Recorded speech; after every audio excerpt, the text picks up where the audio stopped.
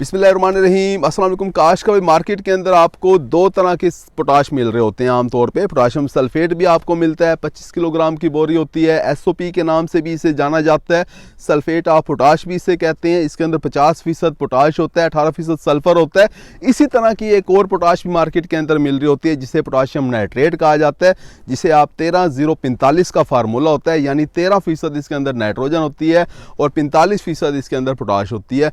दोनों की कीमतों में अच्छा खासा फ़र्क होता है। ये अगर आपको 10,000 रुपये की 25 किलोग्राम की बोरी मिल रही है तो ये पोटाशियम नाइट्रेट की बोरी आपको तकरीबन कोई 16-17 हज़ार रुपये की मिल रही होती है। दोनों की कीमतों के अंदर बहुत ज़्यादा फ़र्क है। हमारे काश्तकार दोस्त से पूछ रहे होते हैं कि दोनों के अंदर फ़र्क क्या है, इनका रिज़ल्ट कितना मुख्तलिफ आएगा, इसके बारे में आज बात कर रहे होंगे। अगर आपने हमारे चैनल सब्सक्राइब किया, चैनल को फ़ौरन सब्सक्राइब कर दें, साथ में बेल के बटन को दबा दें ताकि फसलों के मुतालिक हम जितनी वीडियो बना रहे होते हैं वो आपको बर वक्त मिल सकें। काश कोई पोटाशियम सल्फेट हो यानी कि एसओपी पोटाश हो या पोटाशियम नाइट्रेट हो, दोनों के अंदर कोई ख़ास फ़र्क नहीं है। दोनों ही पोटाश होती हैं। अगर आप अपनी फसल के अंदर, चाहे वो गंदम की फसल है या वो कोई भी फसल है, अगर आप इस्तेमाल करेंगे तो आपको फ़ायदा हो रहा होता है।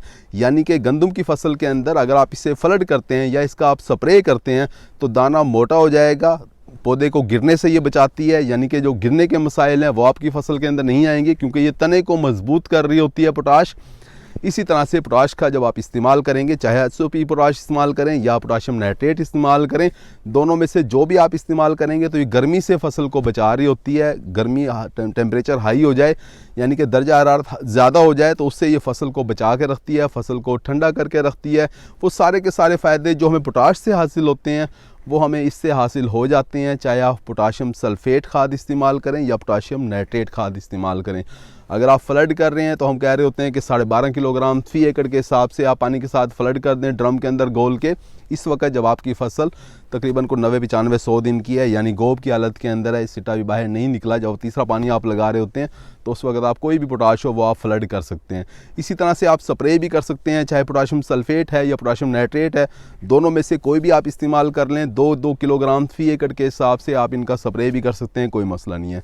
पोटाशियम नाइट्रेट जो है इसे थोड़ा सा ज़्यादा वैल्यू इसलिए दी जाती है, ये ज़्यादा इसकी जो कीमत इसलिए ज़्यादा है, इसके अंदर नाइट्रोजन भी है, इसके अंदर पोटाशियम भी है। नाइट्रोजन जो है वो फसल को थोड़ा सा हरा भी करके रखती है, ग्रीनरी लेके आती है, जैसे कि यूरिया का काम नाइट्रोजन का काम होता है।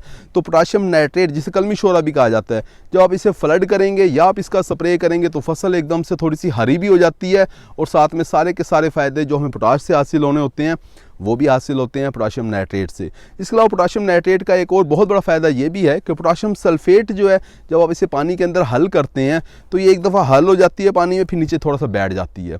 इसीलिए हमारे जो जितने भी काश्तकार दोस्त हैं जब वो स्प्रे कर रहे होते हैं तो पोटाशियम सल्फेट उन्हें बहुत ज़्यादा तंग कर रही होती है क्योंकि ये फुहारे के अंदर जाके बार बार फंस रही होती है, ये नीचे टैंकी के अंदर बैठ जाती है। इसके मुकाबले के अंदर अगर आप पोटाशियम नाइट्रेट का स्प्रे करते हैं तो पोटाशियम नाइट्रेट एक तो हल बहुत जल्दी होता है, फ़ौरन ही पानी के अंदर हल हो जाता है, ये ना ये टैंकी के नीचे बैठता है ना ये फुहारे के अंदर फंसता है।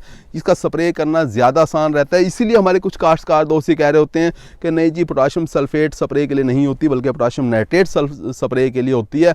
वो भी किसी हद तक ठीक कह रहे होते हैं क्योंकि पोटाशियम नाइट्रेट का अगर आप स्प्रे करते हैं तो पानी के अंदर बहुत ज़्यादा हल पजीर हो जाती है, फुहारे के अंदर वो फंसती नहीं है, बहुत अच्छे तरीके से उसका स्प्रे हो जाता है। लेकिन फ़ायदा दोनों से ही होता है, दोनों ही अगर आप कोई भी आप इस्तेमाल करेंगे इनमें से, चाहे एसओपी पोटाश इस्तेमाल करें या पोटाशियम नाइट्रेट इस्तेमाल करें, फ्लड करें या स्प्रे करें, दोनों से ही फ़ायदे होते हैं, बेहतरीन फ़ायदे आपको हासिल हो रहे होते हैं। उम्मीद है कि वीडियो आपको समझ आ गई होगी। अपना ख्याल रखिएगा। अल्लाह हाफिज़।